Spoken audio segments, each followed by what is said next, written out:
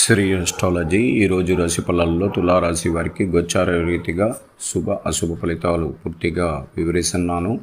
ఈరోజు శుభదినం సూర్య ఉదయమే శుక్రవారం. ఈ శుక్రవారం ప్రత్యేకత అదృష్టమైన శుక్రవారంగా పరిగణనలో తీసుకోవాలి. ఈరోజు మనకొచ్చిన చిరునవ్వు, సంతోషం, ఆనందం, అన్ని రంగాలలో విజయం కలిగే రోజుగా గుర్తించుకోండి.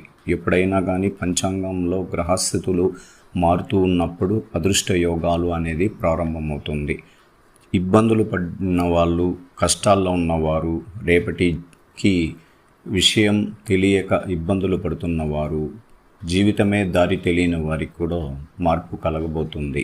ఇది తులారాశి వారికి అదృష్టాన్ని అడుగులు వేయడం అంటే జరగబోతుంది. ఎందుకంటే పంచకూటమి గ్రహాలు, షష్ఠకూటమి గ్రహాలు, చతుర్థ కూటమి గ్రహాలుగా ఉన్న గ్రహాలన్నీ కూడా సంపూర్ణంగా మార్పు కలిగిపోయినాయి. ఈరోజు సూర్యగ్రహం అష్టమ స్థానంలోకి వెళ్ళారు.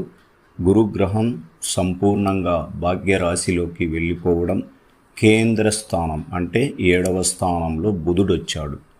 ఇప్పుడు చూడండి, ఇంకా రాజకీయ రంగంలో ఉన్న వారికి కానీ, ఉద్యోగ రీతిగా ఉన్న వాళ్ళకి కానీ, విద్యారీతిగా ప్రయత్నాలు కానీ, పరీక్షల్లో రాసేవారికి కానీ ఇంకా అనుకోని విజయాలు జరగబోతుంది. 100% మంది అప్గ్రేడ్ అనేది అయిపోతారు. ఏఐ టెక్నాలజీతో ఎంత అప్గ్రేడ్ అవుతున్నారో అలాగా తులారాశి వాళ్ళు సంపూర్ణంగా అప్గ్రేడ్ స్థానానికి వెళ్ళిపోతారు. అందువల్ల కష్టాలు సుఖాలు భరించాం. సంవత్సర కాలం మనం పడిన కష్టాలు, ఇబ్బందులు, ఉత్తమమైన వాడిని చెడ్డవాడుగా, చెడ్డవాడిని ఉత్తముడుగా పలికిన కాలం ఇది. అందువల్ల ఎవ్వరు మార్చుకోలేని స్థితిలో ఉన్నాం. ఇప్పుడు మార్పు కలగబోతుంది. మంచి స్థాయిలోకి ఎదగడానికి ఒక దారి కనబడడం అనేది గొప్ప విషయం.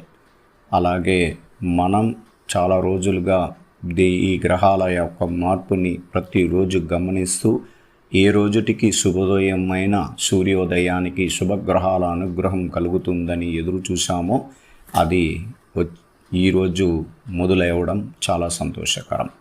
అందువల్ల తులారాశి వారికి ప్రత్యేకమైన దృష్టి, వాళ్ళు చేసే కార్యక్రమాలు అన్ని రంగాలలో విజయం కలగాలని మనస్ఫూర్తితో కోరుకొని, ఈ గురుగ్రహం మీ జీవితాన్ని మార్చగలగాలని ప్రతి పేదవాడు, ప్రతి ధనికుడు కానీ, అలాగే మధ్యతరగతి వాళ్ళు కానీ, కార్మికులు కానీ శుభకాలం శుభస్థానంలోకి వెళ్ళినప్పుడు అదృష్ట దేవత తలుపు